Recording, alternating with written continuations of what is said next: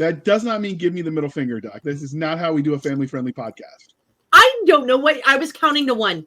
Sure, like you're number one kind of. I was doing it UGA style, man.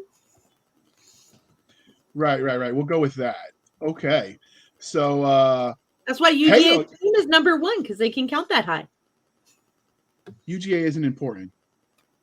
They're not a good school. Thank you. I thought you were actually, maybe you are literate-ish. Ish. We'll go with ish. Smart-esque. You throw ish and esque at the end of things, and you just get the point across. Go Georgia Tech. Well, I mean, it's Georgia, so I mean, as long as you're not cousins, you're already ahead of the game, right? That is not a problem in Georgia. I've heard stories, but anyway, maybe it's just an Atlanta thing. I don't know. Hey, all you crazy sci-fi, fantasy fans! It's time for your daily dose of shenanigans over here at the Blasters and Blades podcast. Just three nerdy veterans geeking out over our science fiction passions and fantastical fantasies. A place where magic is king, the sky is the limit, and space is the place. And I assure you, I promise Doc's parents were not related when they got married, despite her being from Atlanta. It wasn't. She's not one of those. So don't listen to the rumors, people.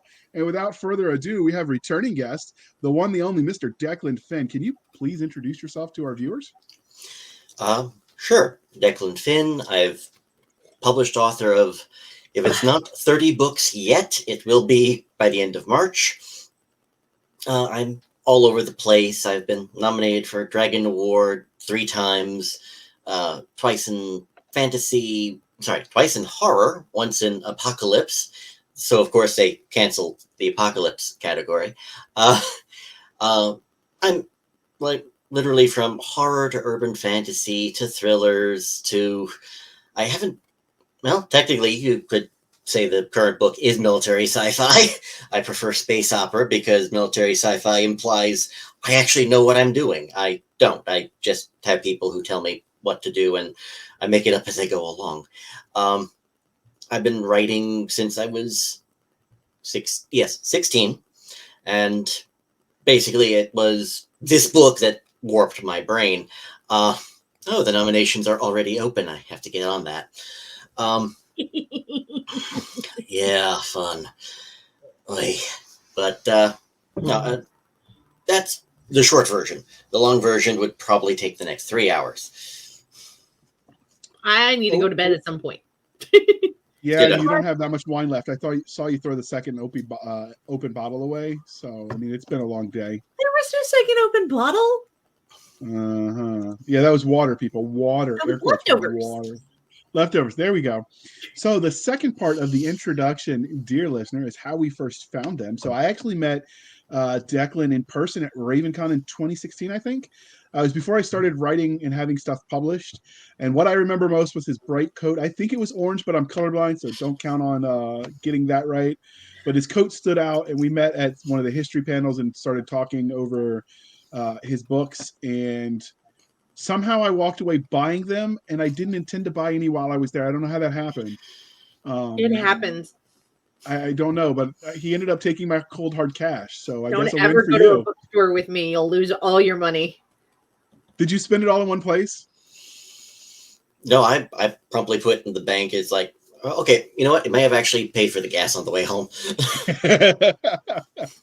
So what about you, Doc? When did you meet the one, the only, the great Declan Finn? I think we originally met kind of online-esque. I was posting panel ideas for fantasy literature as my first time as a track director. And you commented on one of them, and then you're like, wait, how the hell did I end up on this panel? Nope. That's a really great discussion point. Oh, no, I knew exactly how I ended up on that panel because I mouthed off on Facebook. But at least you weren't punished, maybe? True. Hey, it was a nice panel. It's like, here's Tony Weisskopf. Here's Larry Niven. Here's Jody Lynn Nye. I forget the lady I was sitting next to. But it's like, yeah, I can't get a better panel than this. So, yeah, it's that. I do. So if you're ever wondering, I do read the comments when we post things. And sometimes you end up on panels because of them. But, and then we met that Dragon Con, but we really got to talk, I think, more at LibertyCon.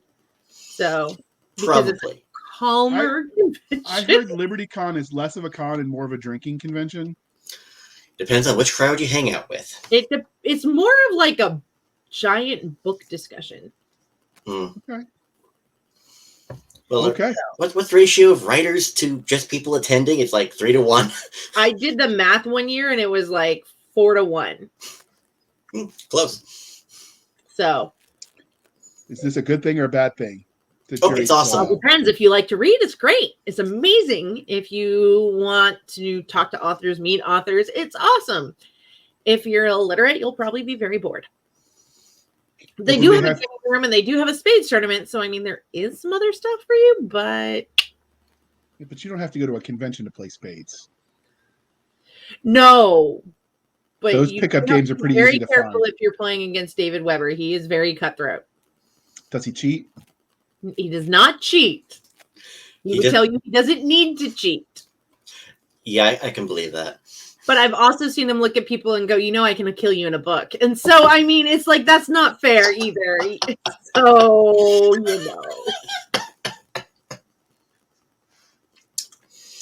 Yeah. All right. I've been redshirted by David Weber. That should be a t-shirt. Although it probably is somewhere. All I got people was have paid for the honor. I believe it. I remember Larry Correa talking about, I need to kill off all these guys named Mike. I didn't know I have this many fans named Mike. Because make it a convention of Mikes and then blow up the convention with like some sort of monster and you get them all in one shot. He actually suggested, blowing up an entire caravan of Mikes. But then you have to list the last names and it can get a tedious listicle, I guess. I don't know. Is that even a word? It is now. We're going. I don't know. Just do like the Lit RPG people and put them in a table in the middle of your book. True. Is that cheating? Does it count as redshirting?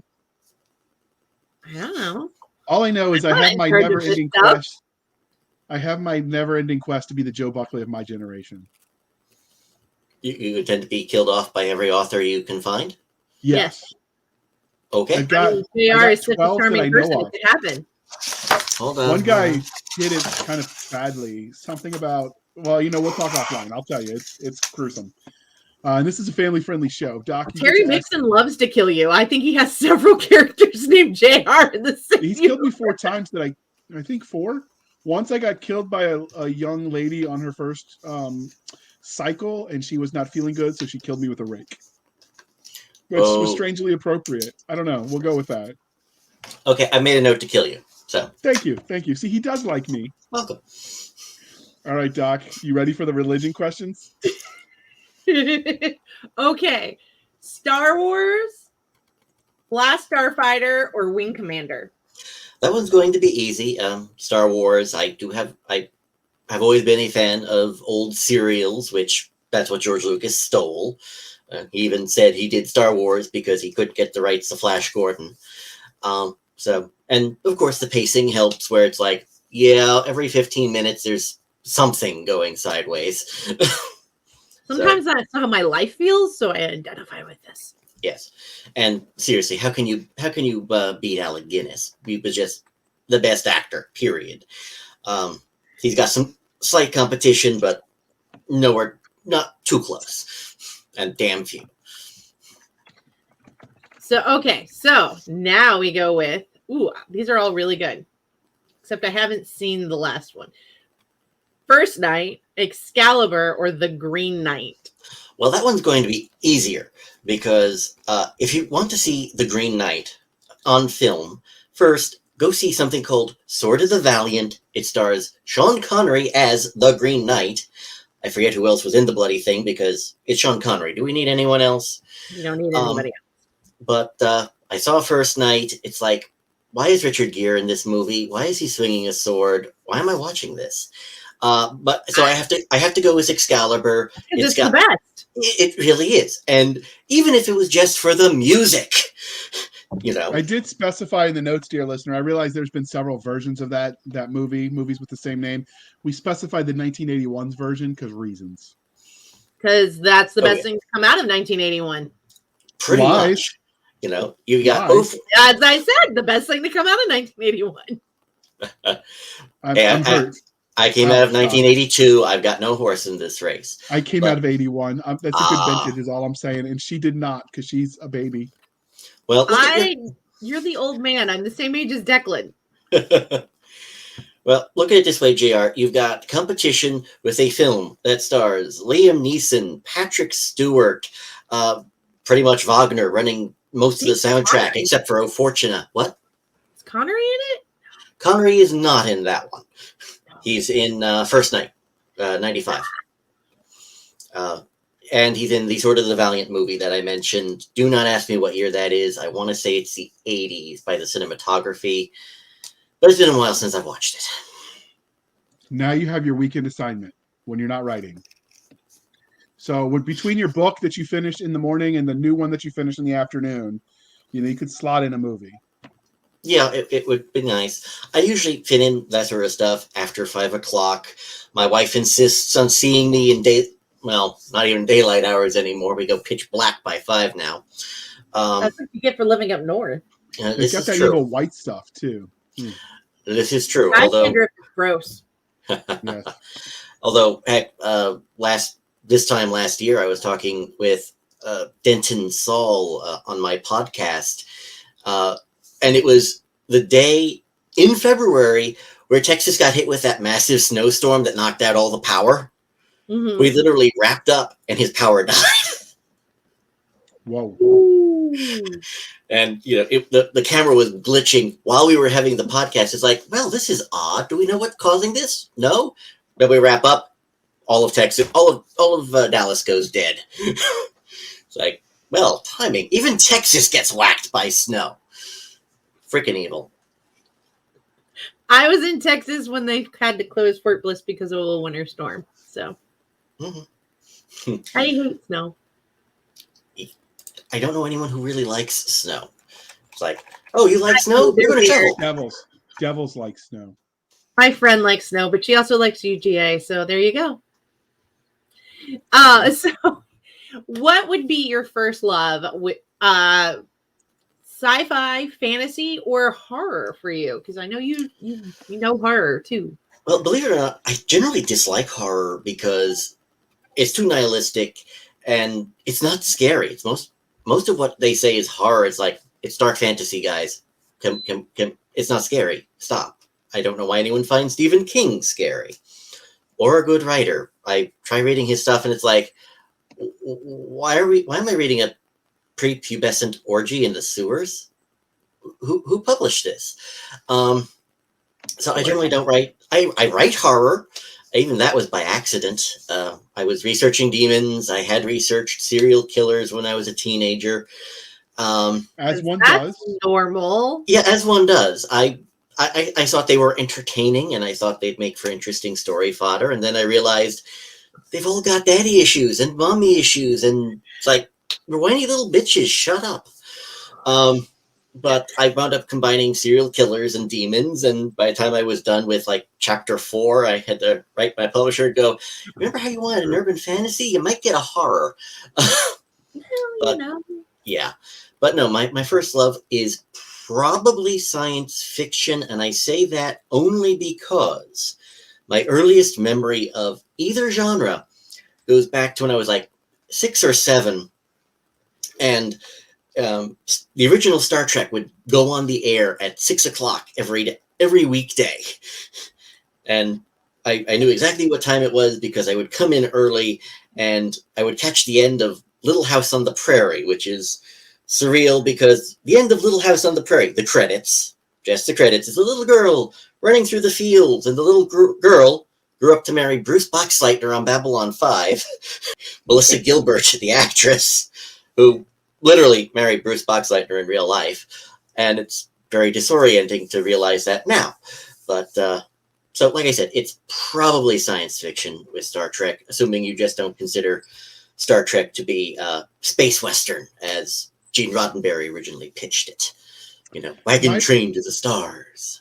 My problem. Gene drank a lot. My problem with Star Trek is, well, Gene was also an Army engineer. He was a Seabee, wasn't he? I know Mel Brooks was. I don't know, but I do know he was from El Paso, which explains a lot. I just know that Star Trek, it doesn't seem to understand basic human nature. Oh, we're just going to do everything because we're good people and never get paid. What's money? Oh, they do things for money. Like, it was just too clean and neat. Oh yeah, Just, looking back at it now, none of Star Trek holds up, and I mean none of it. People will say, "Oh, the first few seasons of Next Generation sucked, but it got better." It's like, have you watched them lately? And I mean, any of them. You know, even looking at Deep Space Nine, I'm going, you know what? This cinematography looks like somebody shot it through cheesecloths. So You know what, first, though? let I me love it. say So there. the hate mail can go to Doc Cisca at Blast Excuse Blue me, Podcast. do not send the hate mail over Star Trek to me because But- I'll agree with them. Okay, what I was going to say was the only Star Trek that I actually liked was the modern remake where they casted it like the alternate dimension one. So they redid, basically they started from scratch without the drama of the two competing organizations that own rights to various parts of it. They just said, well, we'll just go alternative reality, and then they reshot everything. And I actually like those movies. They were okay. I kind of enjoyed those. I actually don't mind the new movies because they capture the flavor of what Star Trek had been, the original Star Trek. Yeah, no, I think they're a good callback with some updating. Yes. And I found the acting on whoever played Spock and whoever played McCoy. Carl Urban? Carl Urban with McCoy. It's not Keith Urban. Keith Urban is country music singer. And don't even ask me who the hell did Spock anymore. But I saw both of them in the theater the first time, and it's like, were they possessed briefly by the ghost of these actors? Because they're kind of scary. Because Nimoy was still alive. No, point take. Yeah, that got a cameo in that. Yeah, movie. It's like, damn, they're channeling. It's called acting. But, yes, but so few people act anymore. Mostly they just repeat lines in front of a green screen and let the CGI do everything. Yes. When we want good character actors, we have to import them from classically trained stage actors from other countries. Oh yeah, especially with two of my favorite captains in Star Trek were all classically trained theater. Earl Grey, hot. I can't. So do exactly Patrick Stewart and Kirk. No, Ben Cisco. Yeah, I was gonna say. I knew it was okay, that's right. Sorry. So I will say. You say Avery Brooks. My first thought is, oh yes, he's a college professor in English. And acting. And acting. I my first thought is, yes, college professor, and then, classically trained is somewhere down the list. But it's like, it should be higher, I know, but my brain stores things funny. If you dive off the deep end of Star Trek lore, they've done an interview with the guy that played Kirk, William Shatner. There we go. And he was talking about how when they had first done the first seasons and they canceled it, and then they hadn't gotten the okay to redo some of them. Some of the guys had told them, like the story, they were POWs in Nam. They were some of the first exchanged POWs before they locked that stuff down, and how like reenacting just over like the dialogue part. Obviously, some of that stuff kept them sane while they were being tortured by the Vietnamese army.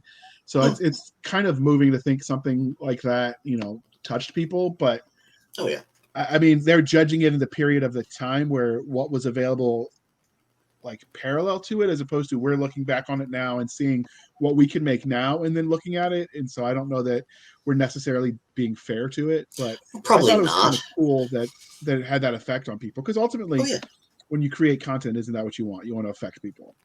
Amen. So all right, we will stop dithering with Doc's weird obsession with Star Trek. It's not weird. It's perfectly normal and natural. Sure, normal-ish. What you do to pizza is weird. Lots of sausage and bacon and ham, the good stuff. Pineapple. No, stop that heresy. All right, so what is your first memory of engaging in speculative fiction? I already told you that. Star Trek. No, because there's a chance it could have been a game, because he's of an age where games existed. Actually, no, 6 or 7 is before I got anywhere near my first video game, unless you want to count Space Invaders. That counts. I'm going with it. So is that Trump? He's only wanting to go with it so he can be right. You hush your mouth, woman. In which case, Space Invaders on the original Atari. Okay, I've played that. I even have a little one of the. It's like a little keychain that has the Space Invaders arcade, but you can actually play it. It's so cool. Don't judge me, Doc. I have cool Oh, things you've decorating been my office judged. desk. It's just decorating my desk, all right? It just adds character. It's decoration, I say. All right. So stop judging eyes. Stop those judging eyes, Doc.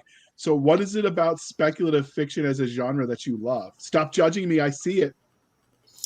Well, think of it as fantasy with a different magic system. A lot of the technology that winds up getting used is at best speculative, and yeah, we might be able to get here theoretically one of these days, but it's like, screw it, we're going to have lightsabers now. So although I did make sure to put the one laser sword I did use in my fantasy genre, because I wasn't going to go, all right, so how do we explain laser swords? I'm not. Never mind. I can explain telescoping weaponry, like, swords and staffs. So we can work with that. And it's basically, I do like getting into a lot of the nitty gritty of some technical details. I am a nerd, just not that big of one. Although I was quite happy when a friend of mine and a fellow author and a materials scientist said, yeah, I read the book. I liked it. I only had one thing make me cringe, which is an improvement. So it's like, yes. So it's just fun. And a lot of what I wind up doing is, you know what the best part of sci-fi is? Speculative fiction is designing alien cultures. With fantasy, yeah, sure, you might be able to design a culture or two or three, but like, oh look, aliens! I can make 100 of these, and I don't have to explain any different magic systems. I don't have to explain how magic works with all these folks. I don't have to explain orcs and elves. It's like, yeah, they're from another planet. Here's the culture, and I'm a historian by training, so it's like, culture. This is why okay. I like him. So the one thing that bugs me when people write aliens is where you have, oh, they're ex-aliens, so all of them are like this. And I'm like, yeah, there are some, like creature specific, like, if they're not adapted to the sun, then sure, sun bugs them. But I mean, you're going to have oddities, and when all their characters are like carbon copies and clones of each other, it gets a little like, really? I mean, you're going to have the outlier that's the weird kid, right? And whatever weird looks like. And they very rarely do they capture that when they show aliens. It's like, no, they're elf. So they're all like this. Every single last one of them, down to the microscopic. I'm like, no, that's not how characters work. That's not how people work. Yeah, even we can lodge a lot of criticism on the original Star Trek, but even among Vulcans, which, let's face it, were as cookie cutter a race as you could probably manage, it's like, then you go to, what was it, Amok Time. Spock is having his period, and the girl he was supposed to be set up with was a totally manipulative bitch. And it's like, wait, hold on. Vulcans can have these? So, even among original, Star Trek, you did have some of that kicking around. But yeah, with some of the cultures of, yes, everybody is monochromatic. Klingons I found particularly irksome in that fashion, because there was never a bookish Klingon. There was one. Really? Yes. I can't remember it. I know Alexander was, in part. Okay. Well, wasn't he not fully Klingon? Wasn't he a half-breed of some sort? He was kind of, he was after fashion. Force. And he was raised by Russians, which are as close as we get to Klingons on Earth. So my problem with Klingons is they were supposed to be this fearsome warlike race, and then I can't remember her name, the blonde security officer that died. Tasha Yar. Yeah. Tasha Yar. She's kicking their butt. They're like these giant things. They dwarf over her in size. They're supposedly the most fearsome race of warriors. And like these tiny little human women are like throwing them around and beating the crap out of them. I'm like, who the hell was scared of a Klingon? They're the most pansy race I've ever seen. And more hate mail can go to Doc. I was never impressed with them. Like the Romulans always seemed more warlike and like a legitimate threat than the Klingons. They are. Shut up. I wanted to be a Klingon when I was a kid. Okay. I mean, that explains a lot. You're a lover, not a fighter. Are you sure about that? I mean, if you're going to be a Klingon, because they certainly weren't doing much in the way of fighting. Tasha Yar beat them up. Tasha Yar. Considering how quickly that character died and she died in a sludge pit, let's not use her as an example. Yes, but a sludge pit could kill her, but a Klingon couldn't. What's that say about the Klingons? That was a poorly written episode. So, how did your love of speculative fiction as a genre transition into you writing stories in this space before we start a feud that will never be solved? Well, this originally started as fan fiction. No, I will not mention what it originally started as. Mainly because, first of all, I didn't even know what fan fiction was at the time. It was just an annoying short story I had in the back of my head about, one particular show. It's like, okay, I'm going to write one short story. I'll get it out of my system. It'll go away. You see how well that's worked. This was my first writing project. And, well, as I keep saying on my blog, about my entire writing career, and then it spiraled. It spiraled, in this case, into a 6-book series that was poorly counted as 6 books because I was 16. I knew nothing about publishing. So, hey, every book is like 350 to 400 pages, right? Not a problem. Falcon, Sanderson. Yeah. Unfortunately, I did not realize that in publishing, those pages are counted as double-spaced and with 1-inch margins. And I was working with, 98 era Microsoft Word. So the default margins were fairly small. The spaces, it was single-spaced all the way. And after the first 6 books, I probably got, Orson Scott Card says the first 1,000,000 words of writing are practice. I probably got all 1,000,000 out of the way by the time I was done. So if you didn't guess, he's jumped ahead to answering this question specific to the sci-fi product we're going to talk about later, but this was generally speaking a more broad-ranged question. So we'll come back to some more of the specifics, dear listener, if you're slightly confused. He's answering for the book we're going to talk about. I'm not trying to be rude, but I know they're used to a certain thing and we don't want to confuse them. Okay, my apologies. No, nothing to apologize for. It's interesting stuff, but Jared's just doing this because he's getting confused. I am not confused. I'm confusable, but not confused right now. But I also know what we're here to talk about. That is your default state of being. I've met you. This is true. Well, maybe it's your fault. I don't know. I'll find a way. Give me a few minutes. It is my fault. I use words and math. Well, math is not real. It's a government conspiracy. But what he's telling you, though, is how he transitioned into writing from being a fan of literature. This was the book that we're going to interview him of. Was that first project, correct? Oh, yeah. White Ops was the first project. It went through at least 3 different titles. By the time I was done, it was originally, I don't even remember what the original title was anymore. I think it had to do with Rangers in the title. And, about 5-10 years ago, I realized, wow, you use the word Ranger and you skip across how many genres and how many types. And after a while, it's like, wow, this is going to be so generic a title. Let's change it. So do you remember what it was originally intended to be fanfic of? Yes, I do. I would like people to guess. There are some people who have said, oh, yeah, sure, I could kind of see this. And there are some people who said, yeah, this has very little relationship to what you're talking about.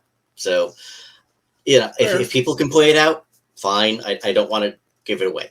So basically, come up, whisper it in his ear, and if you're right, he might tell you. He also might tell you to grab a breath mint, so just be warned. I've seen some of the people at cons. I'm just saying. Hey, take a shower. Take a shower. That's all I'm saying. I take 2 showers a day at cons. Isn't that like a rule? The like you have to sign your pledge when you go in. I will shower every day. Or is that just the rumor? No, I just make you do it. So the good news is if you want to go to Dragon Con, however, it's so small that's not really a problem. You have so much room for all 12 people that it's not a big deal. I'm trying to teach JR scientific notation. He just forgets that the 10 to the whatever power is also part of the actual number. Yeah. Science schmience. I'm going to invert the polarity of my This is- dilithium crystal. I got this. Hand wavium, buddy. I broke your scientific brain, Declan. Although I think if you mix that Doctor Who trope with that Star Trek trope, I think you blow up the ship. Fair. But I took Betty Crocker calculus in college and physics for dummies. So all the non-math and science major classes, I was in those. But then physics was hard, so I took geology because that was easy. Okay.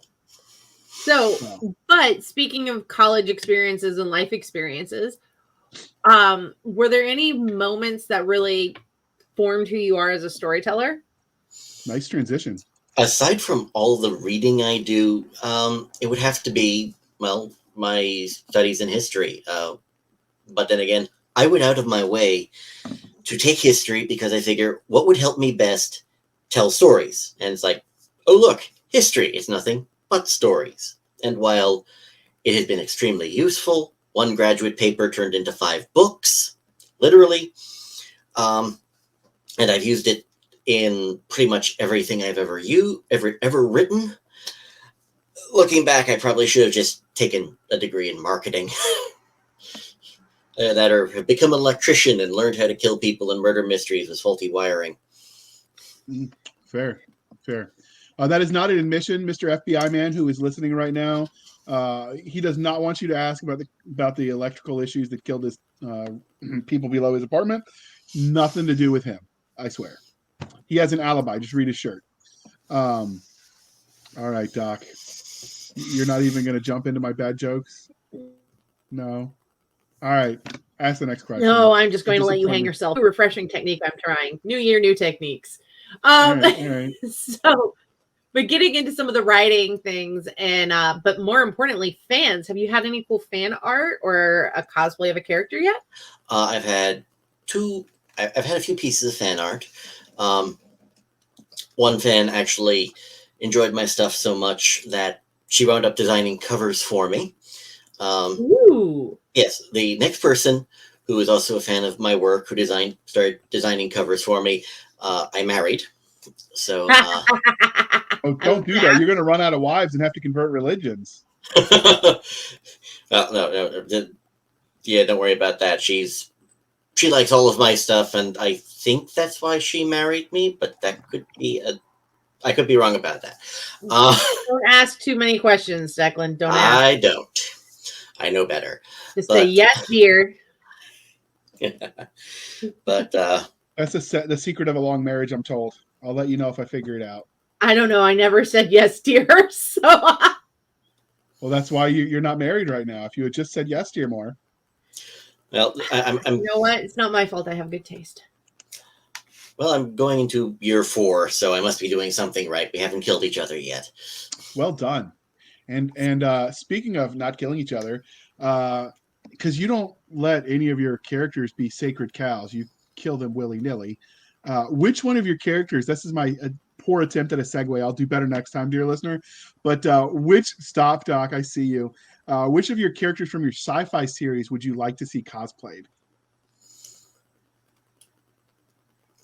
Any of the aliens, specifically anyone in the Renar, because I designed them so that they'd be unique, yet vaguely human-ish, but it's like metallic skin that you basically need makeup like the Tin Man, in some kind of metallic hue, a bone crest, almost a helmet that looks kind of like some kind of stone, although the cute trick would be the bitonal eyes. Because I'm not sure even contact lenses can make your pupils look one color and your iris look something different. So you think about things when you're building your aliens. So did you come up with a justification for the forehead ridge that you gave them? You mean the external bone crest period, or how they look? The bone crest affects how they look. So what was the biological determinative factor for them to create that? Did you even think like that, or just Oh. go, "Oh, this is cool"? No, I thought that was cool, mainly because, let's Fair face it, I haven't seen a lot of external bone crests since what? Babylon 5? And that's a while now. Like, It was yeah, just yesterday. Don't listen to him. But yeah, no, it's one of those things I don't see that often. It's like I've seen it in one property that I can recall, so I want to try that. I would love to see somebody try to cosplay the Tauri or Tori, depending on how you want to play with the verbs, because they're basically velociraptors if they stood up straight, and the small ones are at least 6 foot. Isn't the Tauri what they called humans in Stargate as well? Yes, it is. Oh, it is? All right. Tori. Yeah. Okay. I will take your word on that. I saw the movie once. I saw the TV show never. Well, see, I saw yeah, the they movie didn't in really do theater. it much in the movie. It was really more of a thing in the show. Okay. People keep telling me the show's great. I'll have to take them. I'll have to try it one of these days. Christopher Judd's adorable. Indeed. Okay. Well, the highlight a lot of people tell me is, you get to see MacGyver with a gun. And they do make some jokes in there. Samantha Carter makes some jokes about him as MacGyver. Yes, those are really kind of priceless. They've done some behind the scenes interviews, and then we'll get back to his last fandom question, where she said it was actually a joke. It wasn't even in the script, and then they just kept it. She was just being saucy because it was like the 12th take of something, and she was just like, yeah, I've had enough. Some of the most iconic scenes in film were when the actors had just had enough. And they were like, I'm just going to, take you and your script and shove it. Yeah, Indiana Jones, the marketplace scene. The guy with the sword. I was thinking about that. If you count, he was technically out of bullets. But who cares? Because that scene was awesome. And there have been plenty of movies that have recreated that scene. Oh, yeah. Where it's just awesome. Anyway, Doc, fandom. Put your what is your knit weirdest down. or funniest interaction with a fan since you started writing?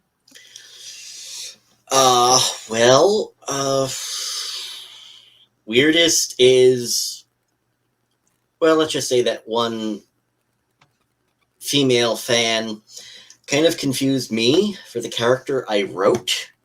Now, while I will grant, a lot of me does go into these characters, and a lot of different parts of me end up in different characters. I ain't my characters. And I didn't quite realize just how confused she was between me and the character. So it got a little weird there for a while. And I will. That's a new answer from last interview. Yeah, it took me a while. Last interview, I really didn't think of this as a fan interaction. It's like, fan stalker. I mean, the line is thin. Yeah, it didn't quite get the stalker. It didn't quite get there. I've never had one, that I know of. I've had a stalker. I don't think I've ever had to deal with the fan stalker line. So yeah, it was interesting. That was. I mean, you can just do what I did and put landmines in your yard, and the neighbors stay away. Yeah, but we still have problems enough getting our mail. Fair. You got to leave a path for the mailman. All right, I'll give you that. So, all right, this is the part, dear listener, where we talk about everything Declan Finn has written. So, can you please give us the Reader's Digest version of your body of work? Reader's Digest version. Okay, here we go. It Was Only on Stun is my first book.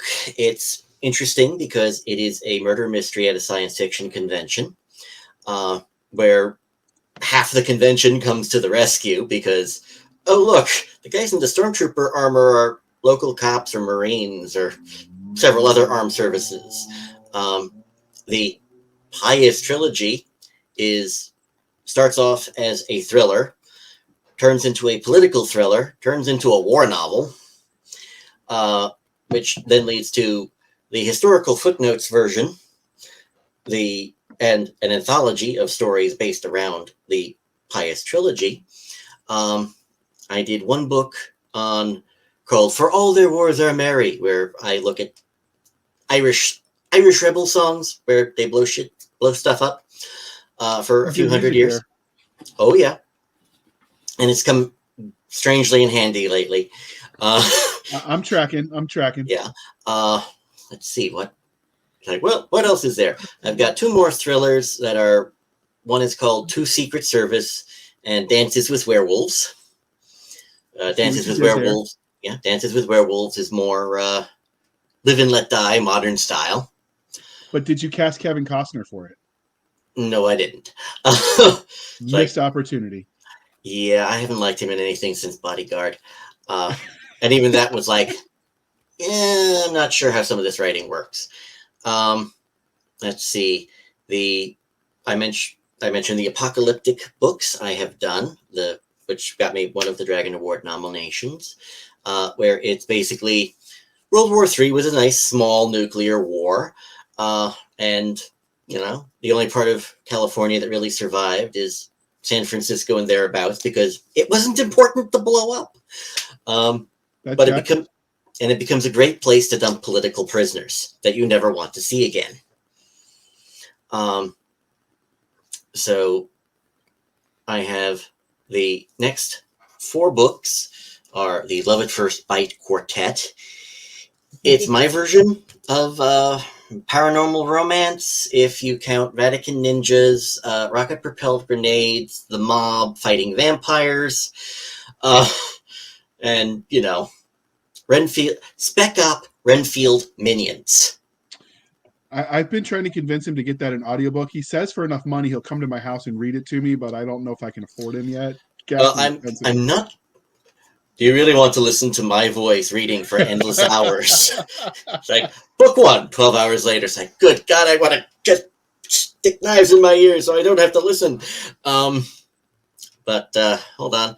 And I've got 12 books in St. Tommy NYPD, which is action, horror, urban fantasy, depending on how you want to count it.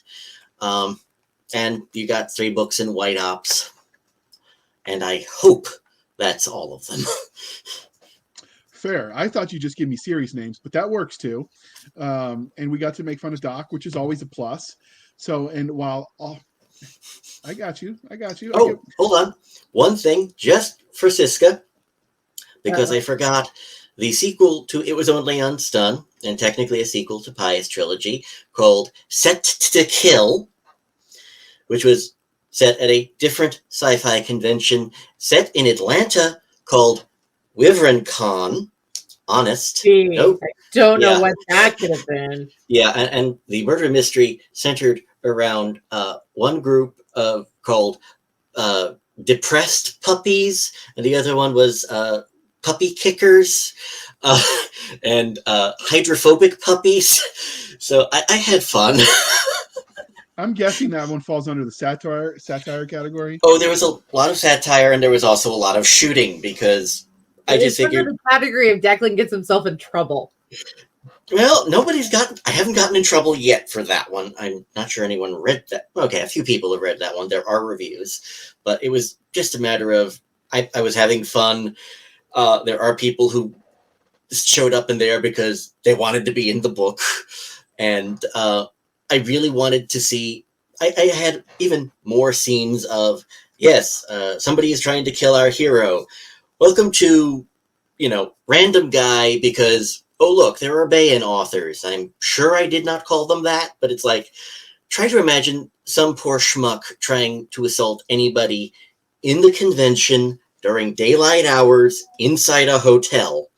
And it's like, oh, look, Larry Correa is right over there. John Ringo's right over there, and he's got a hangover and cranky. Although between... and... although it's kind of a toss-up between who's scarier, John Ringo or Miriam, his wife. Oh, Miriam. Because yeah. John is squeamish. Miriam is not. Yeah. So. I had a lot of fun. There was satire elements. I wound up referring to one author as a Martinez, because he was so white he couldn't even pronounce Martinez correctly. And of course he wore this weird floppy hat and was overweight and wrote a book Hey. series that he will never finish. Hey, my Lieutenant Martinez was blonde-haired, petite, and blue-eyed. Yeah. And on that note, we hope we didn't scare away our sponsors, but we're going to pause for a moment while we shamelessly shill for the man. Hey there, this is author Katie Cross. I'm coming at you with an offer for a best-selling fantasy audiobook titled Flame, and it's totally for free. Here's a little bit more about it. Dragon servants Sana and Isadora Spence live deep in Leadham Wood, where persnickety dragons and wars on the borders are the least of their worries. Thanks to years of simmering tension, the hidden village is destined to crack, and soon. Sana's deep love for the giant beast causes her to make an irreversible mistake, while Isadora's disinterest in the dragons leads her to a fateful decision that will change the course of the entire world. Can the sisters prevent everything they know from falling apart?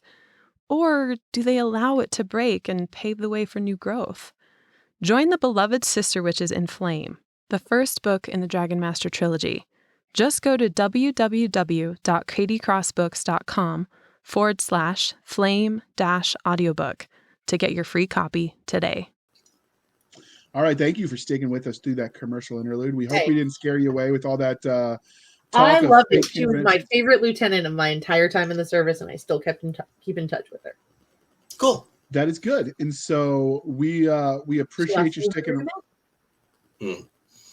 That is not possible. Magic like that does not exist. It helps that she started enlisted. Okay, then I'll give her the benefit of the doubt. So while all of those sound fascinating, as we hinted at earlier, actually we didn't even hint, we just were like plow right through that wall. We're here to talk about White Ops. So where did you come up with the premise for this universe without giving us the fanfic in question? Like, other than that, how did you come up with it? Was it psychedelics, Ouija board, one too many late night chanting sessions with your friendly monks? Well, part of that was in the early days when I was writing. It was during the summer. I had nothing better to do. I didn't like people. Still don't. If I did, I wouldn't be a writer. And I would relate to that so hard. I don't like people. Yeah, but no, I just started writing, and even within the show I watched that was heavy in lore and culture and backstory, it's like, there are these great gaping holes. Let me explain those, because that's the only way this next scene will work. And I wound up going down the rabbit hole so hard. It's like, by the time I'm done, it's book 6, and it's like,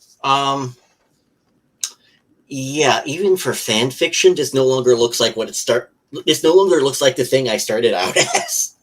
So I had to, and of course, by the time I was done, I went back, and having written all that stuff, I was, I had more practice, so I was better at it, and I was reading through, and it's like, wow, this is terrible. This is truly awful. Let me rewrite this. And of course, by the time I was done with the first round, book 6, I had basically rewired my brain so it was always processing story elements. And it got so bad that it's like, yeah, I need a notebook by my bed so I can write down these ideas so they'll leave me alone and I can go to sleep. So yes. I figure, okay, I'm a writer, whether I like it or not. My brain is not giving me much of an option. And can I do anything with this? Can I publish this? Hell no.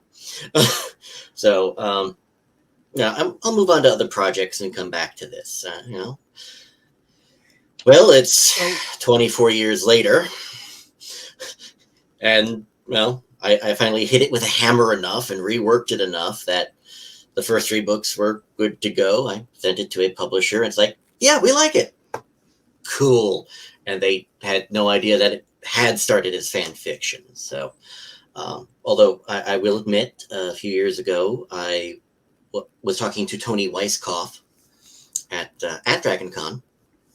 For some reason, I can always get into conversations with more people at DragonCon than LibertyCon, which is counterintuitive, but whatever. And Tony actually told me that Bujold, yes. I forget her first names. Louise. Yeah. That Bujold. McMaster's, right? Louise McMaster's Bujold? Yes.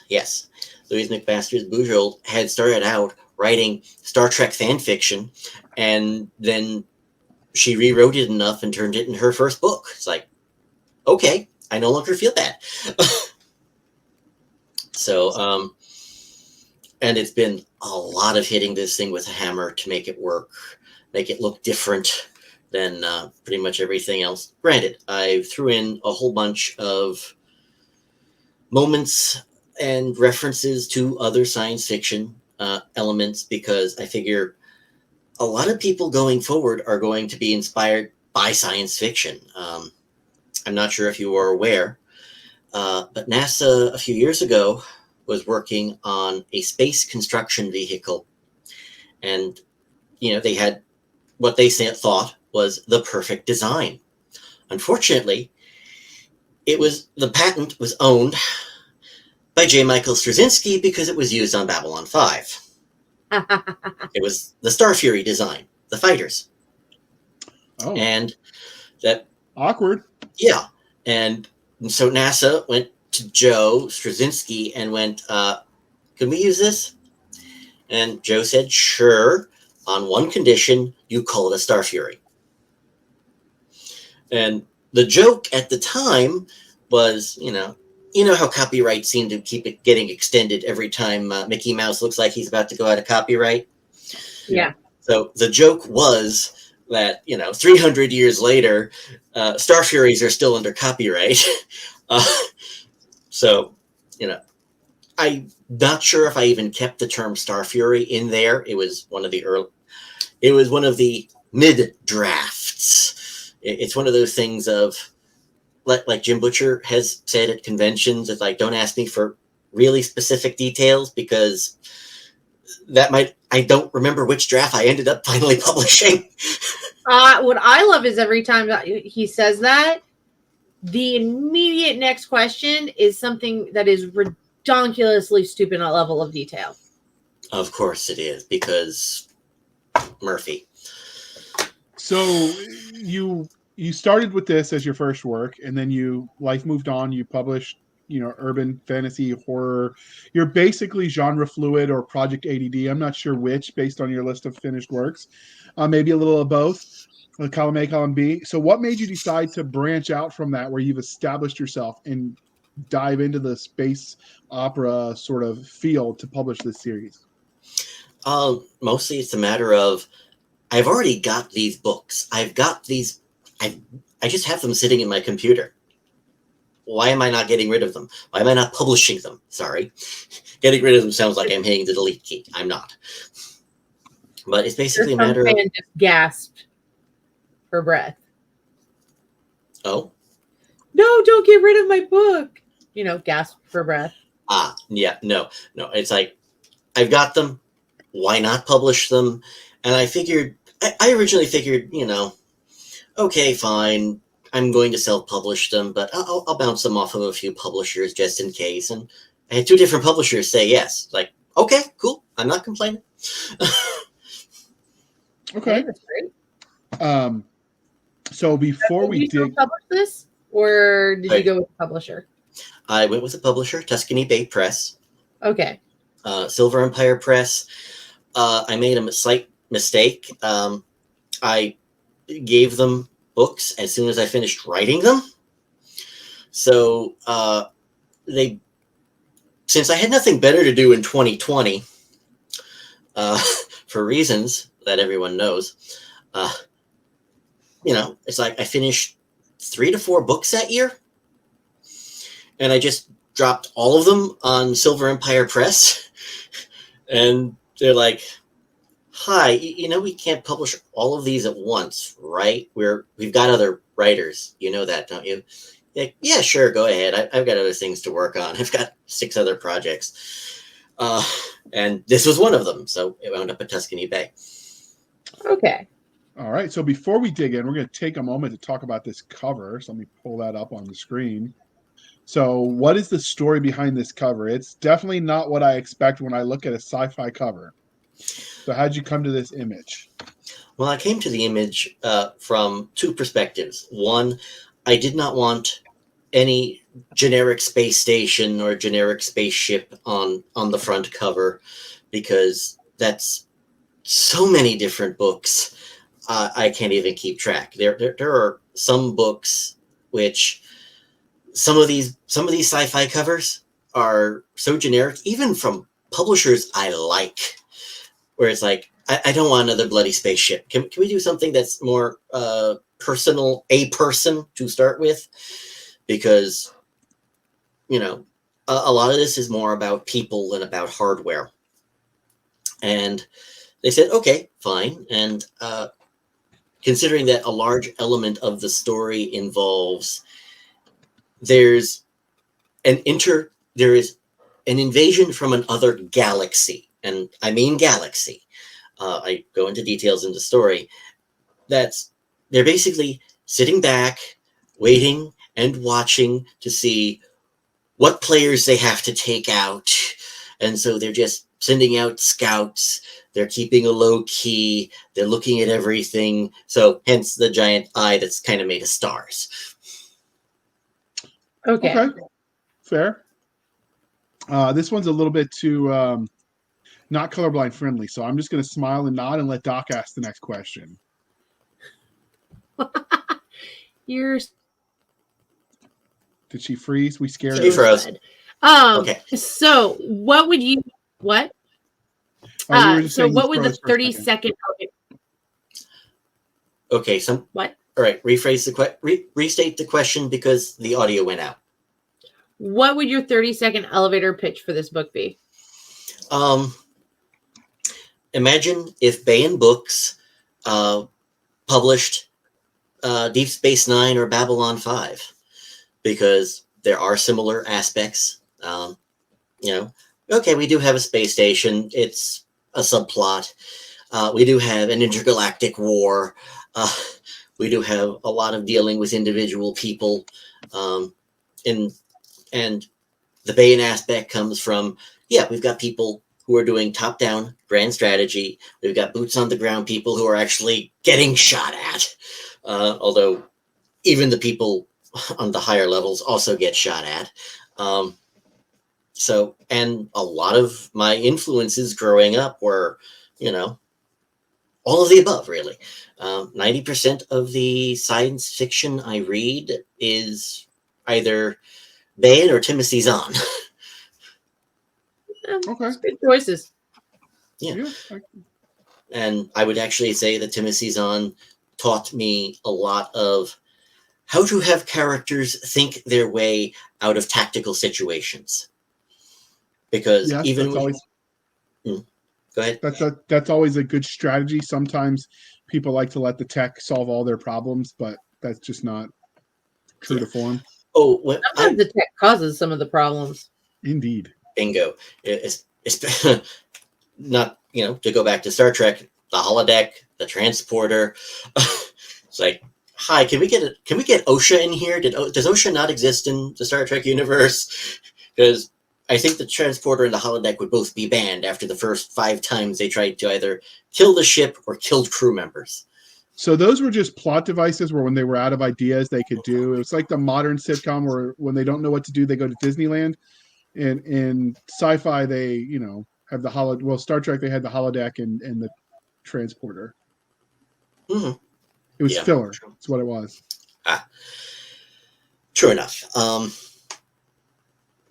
And with Timothy Zahn, even when he was doing Star Wars, he'd have almost every character from Mara Jade to the original cast of Star Wars think their way through problems, and innovative use of lightsabers, for example. It's like, yes, somebody is trying to bury me alive in rocks. We're on a space station. I've got a lightsaber. I'm just going to cut large holes in the floor so the rocks just flow down below. And that's just one offhand example. The bad news, dear listener, is this was way longer than 30 seconds for an elevator pitch. So unless the elevator broke, you would have gotten off. The bad news for you have been the elevator pitch stopped an awesome book. You would have missed an awesome book. The elevator pitch was, if Baen wrote Babylon 5 or Deep Space Nine, period. I was just trying to be funny and you went all serious on me. Doc does this to me too. It's bad. It's bad. So, you let your facts and reality get in the way of my jokes. But what is it that makes your series kind of special and stand out? Is it just because you have your characters always thinking things all the way through? Well, I try to make the try to make the characters unique. I don't have a lot of. If there is something like it, I don't know it, because I have my characters are basically part of Space Knights Templar or Space Paladins, if you want to refer to either that way. Uh, I don't see a lot of I don't see a lot of Dyson spheres unless it's what David Weber's Dahak series, and that's even he hasn't touched that in a while. Um, and I basically tried to bring in a whole bunch of various combination of factors that I think makes this unique. You know, like why do people have one type of mech? Why do people, it's like here, okay, we're going to have mechs. They're the tank units. We're going to have heavy armored infantry, that are that are shorter but heavily armored. We're going to have guys that in my draft, again, I don't remember if I use this. It's like, yeah, people who are basically army rangers are covered in what they call Spartan 6 armor. At which point the aliens go, what happened to the first 5? It's like, long story, don't ask. So that's right up there with the Klingon ridges. We just don't talk about the early versions. No, it would actually harken back to the whole, Steamboat Willie Event Horizon, where it's a Halo reference to the video games. Okay. And it looks like the Halo armor, and they still have the copyrights to it. So, this one video game company is still getting paid by the military. We don't know why, because freaking bureaucracy. I can buy that, actually. I know. And that's the depressing part. So, what is it that makes your series truly... sorry, I already asked that question. So which tropes do you think that you really hit on White Ops best with this? Which tropes? No, the tropes I hit are people who go into battle and who really enjoy their work. I've been describing to anyone who will listen on social media, our main character, who is Sean Patrick Ryan, used to go around fixing problems for fun and profit. And then the war started. And now he just does it for fun. Okay. I don't see too much of that mentality in science fiction set into the farther future, even though I know people who have been in the military. It's like, yeah, getting shot at can be fun. Which at times, yeah, mostly when they miss. It's fun when they miss. Oh yeah, I think it was it. Yeah, there is some variation on, there is no exhilaration like being shot at without effect, which goes back to at least the Napoleonic Wars, if not earlier. If there's a saying in Latin or ancient Egyptian, I wouldn't be surprised. But you're actually quoting Winston Churchill. Nothing in life is so exhilarating as to be shot at without a result. Yes. But I've heard that attributed to Civil War generals as well. Oh yeah. It's a good thing war is hell. Otherwise, it would be so enjoyable. I think that was Sherman. Yeah. And like I said, Wellington had a variation on it in Napoleonic Wars. I think George Washington had a different version, but it was similar in meaning. But I don't get that in I don't get a lot of space berserkers who are humans. I get space berserkers who are Klingons, or sometimes just carbon copies of Klingons. So I hope the characters and the aliens are, at the very least, highly unique. So you've talked a little bit about your problem committing to a genre and subgenre and tropes. You're all over the place, and that's sort of what makes you as an author. But if you had to pick, what subgenre or genre do you think White Ops fits into? Space opera. because it Okay. really dumps in so much into it. I was actually on a podcast. I recorded a podcast the other day where people had read the book and they're going, "There's so much stuff in here. What exactly? What genre do you put it in other than science fiction in general?" It's like space opera, because I threw in everything but the kitchen sink. Fair. That is definitely space opera. That's the way Doc likes it, though. She thinks they should all just be jumbled up under one bookshelf in the back alley of a Barnes and Noble. So she's weird like that. But I think that it is a marketing ploy and a participation trophy. you could be wrong. So now on to the story itself. So why don't you tell us about your main character or characters? What makes them special in the crowded field of science fiction? Well, in the case of Sean Ryan, he's basically working the family business, and the family business is piracy for the greater good. The family business started out where, way back when, they were taking out terrorists and stealing their money, because terrorists are scumbags. Somebody has to do it. The government's hit or miss as to whether or not they're doing their job on that. So, their premise was, we're going to kill terrorists, take their stuff, and use it to buy more stuff to kill more terrorists. Repeat as needed. And I figure if you expand that forward a while, you're going to have a nice little nest egg. The interest alone after 300 years is going to be something else. And this was something that was going to happen to somebody in my thriller series. They were going to start it. And a thriller series I had written after I originally did White Ops. This is part of the rewrite. And, and then aliens came, and they wanted to come in quietly, because you never know how these barbarian locals are going to react. And they figured out, based on their culture, they like a lot of robes with specific colors for specific castes.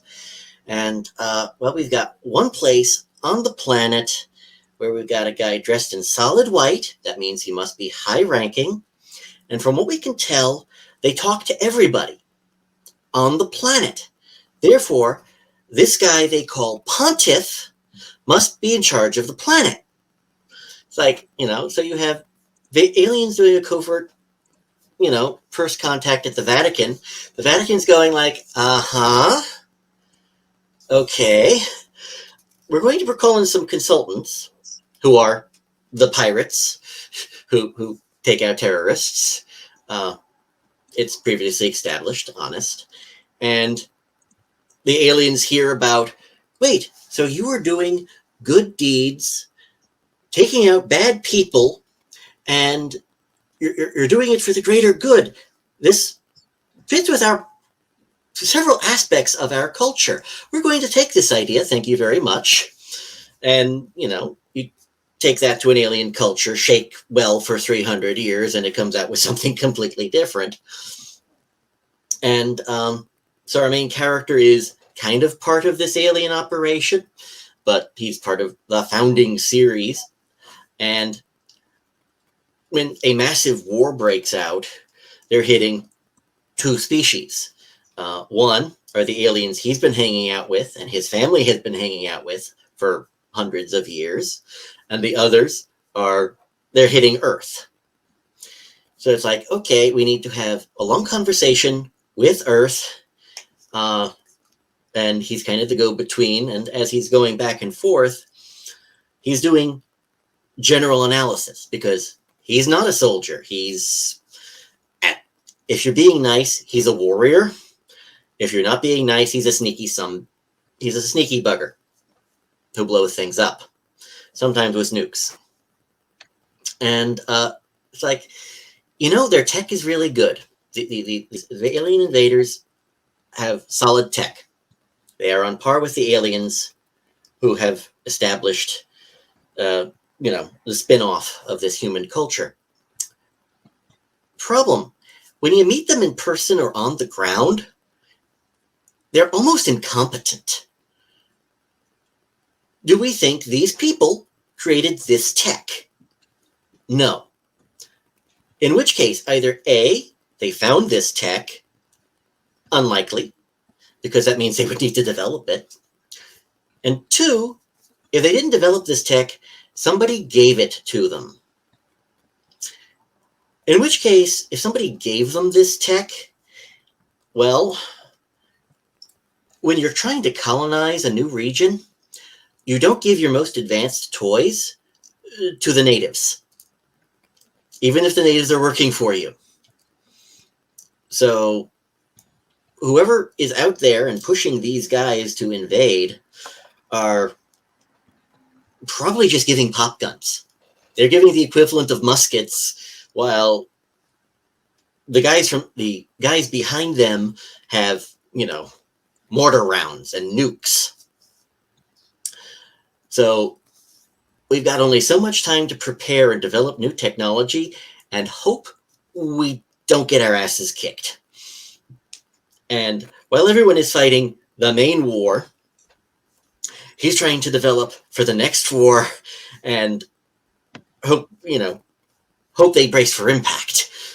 And in part of that, he develops the White Ops team as a special operations unit to take out threats as they develop and while everyone is trying to build up to basically fight the next war.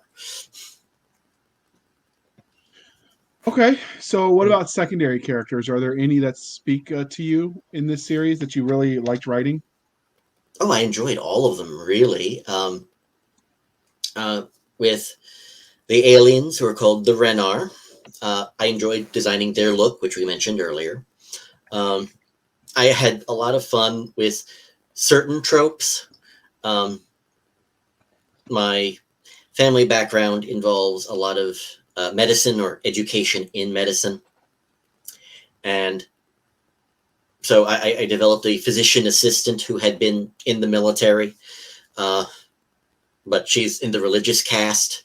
So her approach to problems is a little sideways. It's like, yes, this patient went nuts. And the religious one takes him down. And she just goes, well, to deal with patients, first you have to get their attention. Yes, do no harm is a thing, but again, you got to keep them calm first. Things like that. I enjoyed writing all of them, really, especially one guy where it's like he's got a 200 IQ, and he's also a little bit of a flake here and there. So watching things from his perspective, unfortunately, again, since I developed him 20 some odd years ago, I hate to use this, but reading him now, later, it's like, damn it, why does he sound like Benedict Cumberbatch from Sherlock? He's not even British. I get that. So go ahead, Doc. I was going to ask about the bad guys. So can you talk a bit about the bad guys? Because you definitely have some in here. Oh, yeah.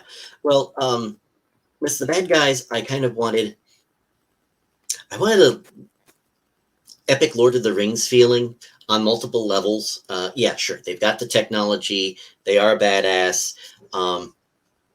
They have a type of organic technology. I know that's not new. Even Farscape had a kind of organic technology. But when I originally designed them, they're a little bit insectoid with a horse-like, not a horse-like body, spider-like body from the waist down. From the waist up, it's still armored like an insect, but has teeth like a crocodile. Then I read John Ringo's Posleen War series, and it's like, mother, it's the same. It's a similar design. Okay, time to redesign. So I did some of that and made them even more insectoid. But the special thing about them is twofold. One, they are naturally camouflaged. They're several steps up from chameleons, and they also are highly telepathic to the extent of they influence people at high ranks by basically appealing to their darker nature. I keep referring to it in my head, at least, as the One Ring effect, because yes, this one thing is not, its threat is not external. Its threat is it will bring out whatever darkness is in you. And that's basically what these aliens do. The anime, yeah, I got a little cute with Latin. Basically act like that, and it's, so what is your deepest desire? We can arrange it for you. It's not explicitly stated because they're trying to be covert about this. And then the other bad guy, who is a politician, because aren't they all, has a wife who is a telepath who both sees these aliens and directly makes a deal with them. Were you inspired by Faust? Oh, well, as far as I'm concerned, every politician is some kind of Faustian bargain. Fair. All right, Doc, save us from ourselves. We don't want to get too political here. Yeah, you guys are I know it gets wonky real quick with us. very funny. So if your characters met you in a back alley, how do you think you would survive? Like, how do you see that playing out for you? I'd hope they'd want to buy me a drink and not be pissed off at all the things I've done to them. Because otherwise, no, I'd be screwed. Too many of them deal with heavy weaponry, armor-piercing rounds, and nuclear weapons. And Sean Ryan himself is 6'6". So, no, I'd be screwed. Do you explain what makes them so tall? That's sort of abnormal. Is it genetic engineering, or is he just a freak show? Oh, he's just a freak show. Everyone else is relatively normal. But when I was originally designing this, again, 16, I wanted somebody who is more or less a juggernaut. So I figured, yes, he has to be, this big. And, when I wound up developing ancestors for him who starred in my thrillers, it's like, well, they've got to start out shorter. Otherwise, this is going to get weird very fast. So are all of your series linked like this, or just some of them? There are I didn't catch that. Okay. There's a lot of connective tissue. For let's just say that with my St. Tommy series, I was explicitly told by my publisher that there were to be absolutely no crossovers. So far, he has not made mention of a lot of side characters who have appeared in multiple franchises. Okay. So either A, he doesn't care about the minor characters, or B, I've gotten away with it so far. As long as he doesn't listen to this interview, we're good. All right. So you've told us about, so we'll skip that question, all about the universe, which sounds intriguing. Is Tuscany Bay going to do an audiobook?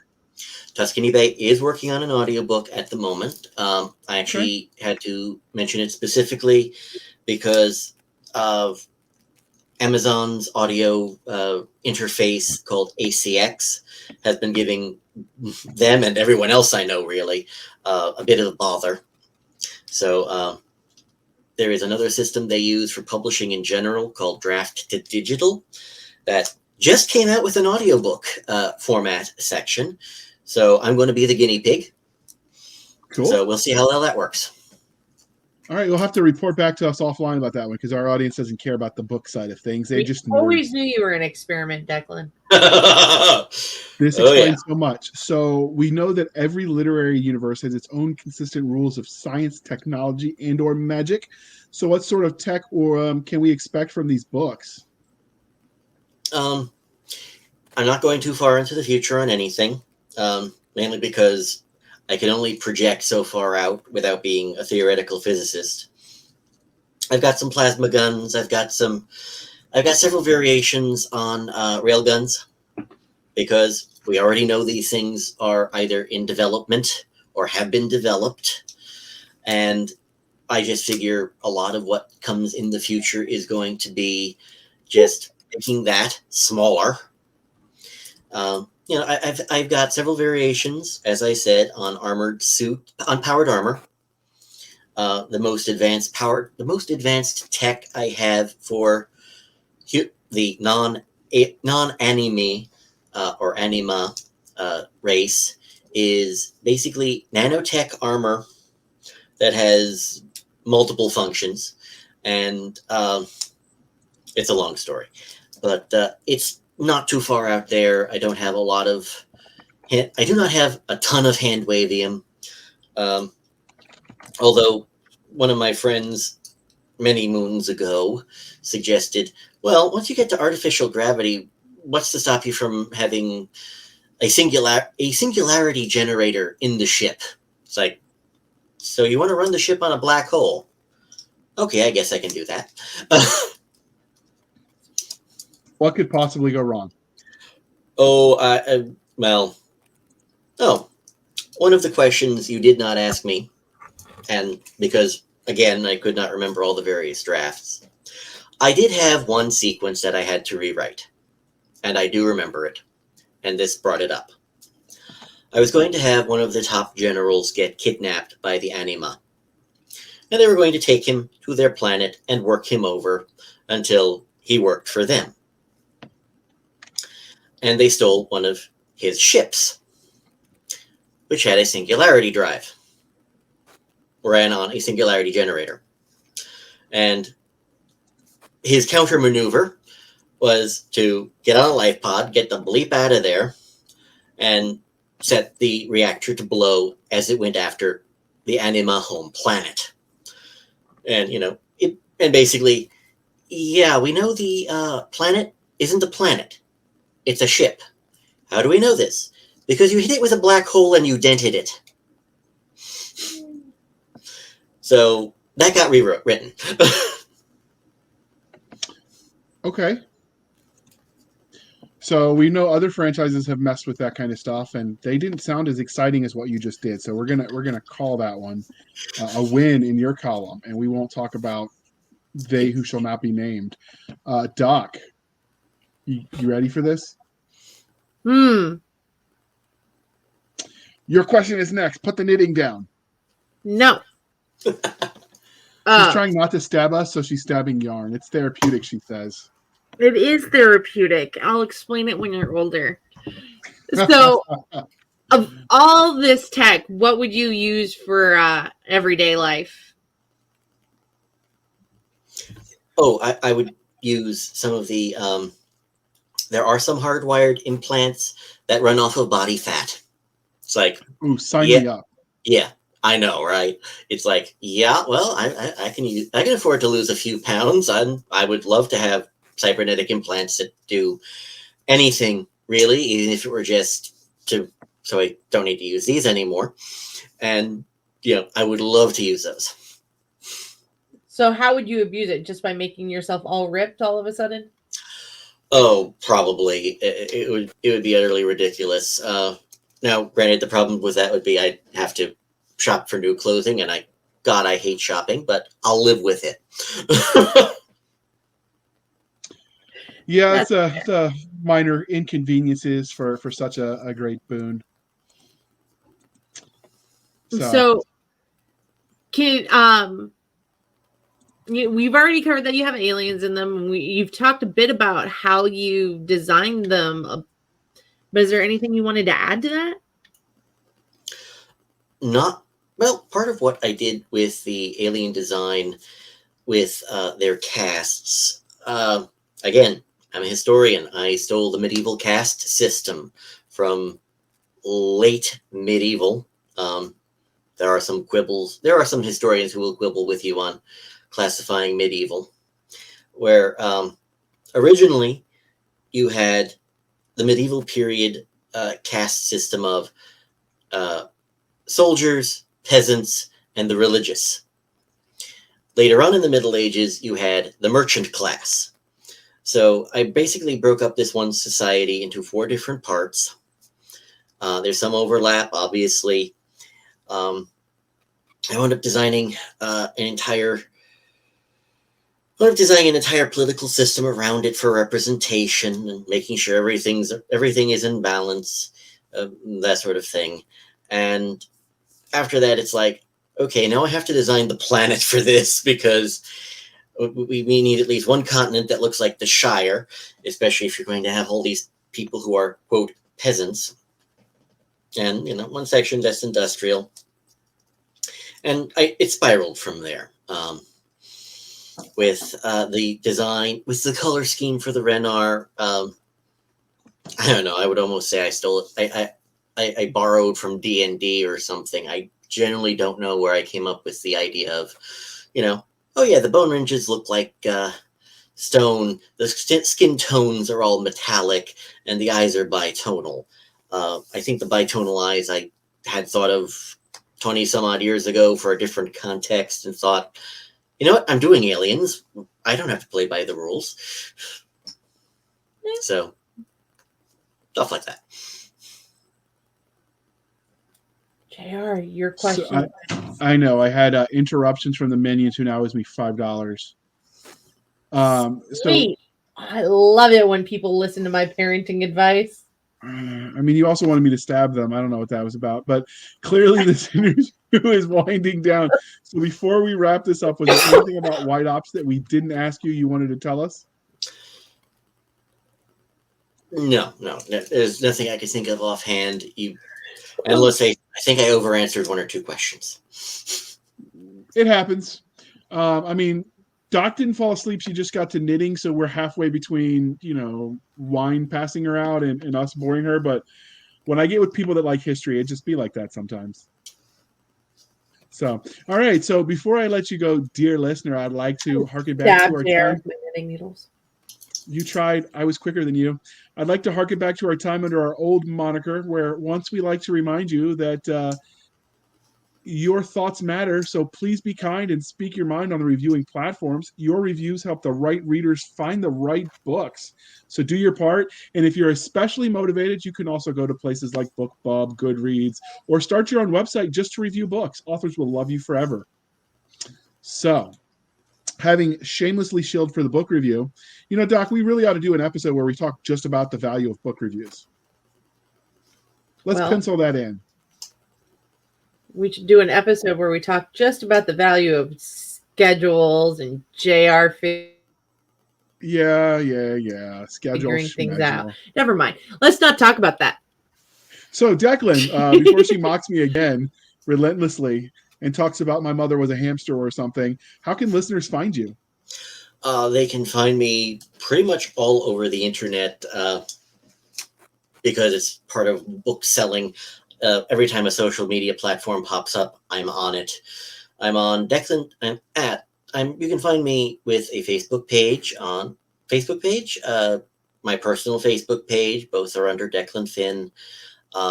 I've got a Twitter account. It's Declan Finn Books. I've got a Parler account, which I think is just Declan Finn or Declan Finn Inc.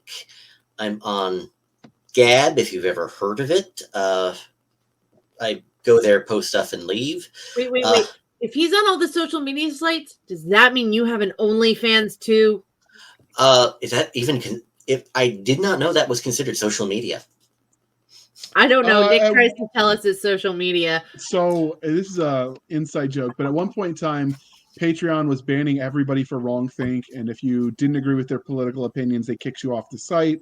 In protest, OnlyFans was created. It was supposed to be competition for Patreon with a support for creators. It quickly got taken over by other industries, shall we say. Before that happened, our co-host, Nick Garber, comic book extraordinaire, created one for his art. And then when it became something else, he forgot about it until years later. And now the running joke is he has an OnlyFans account. And we keep trying to talk and put his picture of his nasty, gnarly feet on there, but he won't do it. Something about pride and his wife. I don't know what that's all about. Yeah, no, if I wound up with an OnlyFans account, it would be, me reading books with my face. It's like, great. He should have pride in his wife. She's way out of his league.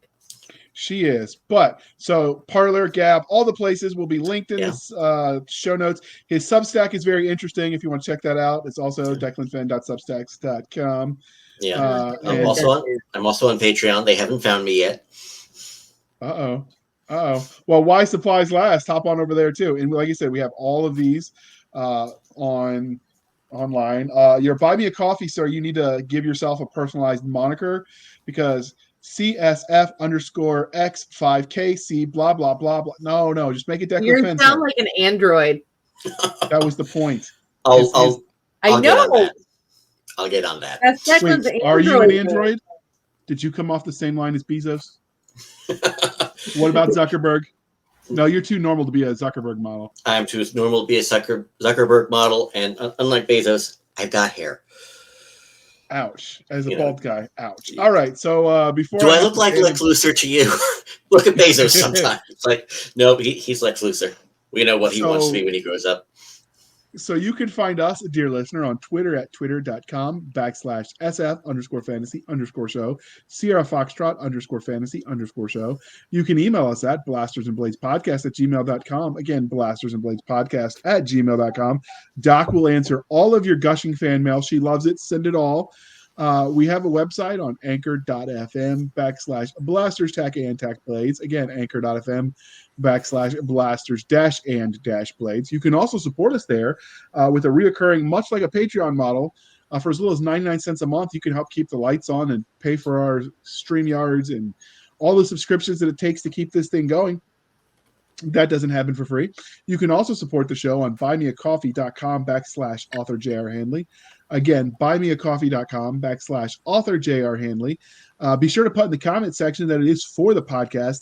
I promise I will keep my co-host Doc Cisca and Nick Garber duly intoxicated. They will drink until their liver surrenders. Never surrender. Nobody likes a quitter. Nobody likes a quitter. Those are wise words, madam. Yes. Some people even like you, though. Thank you for spending some of your precious time with us. And joining us with Declan Finn. For Nick Garber, J.R. Handley, I'm Cisca. This was the Blasters and Blades podcast. Be back next time where we indulge our love of nerd culture, cheesy jokes, picking on J.R., and of course, pineapple on pizza and the amazingness that is Star Trek. That is heresy, but as someone from New York, where I'm told, it's retribution, so shush. That is heresy, Doc. But we have an expert on. We have an expert supposedly on pizza because that's what everyone I've met from New York says. They're the expert at pizza, and then people from Chicago say the same thing. So we have to keep that rivalry going and ask you, Declan, what condiments are prohibited on pizza? Anything sweet, like I don't know, fruits, pineapple. But fruits aren't condiments. Mm-hmm. Sure they are. All right, Declan is one of the true ones. I knew I could count on you, Declan. I knew it. You know what they say. This is heresy. Heresy begets retribution, right? I know. I have that on a shirt. All right. Thank you, guys. We will see you next time.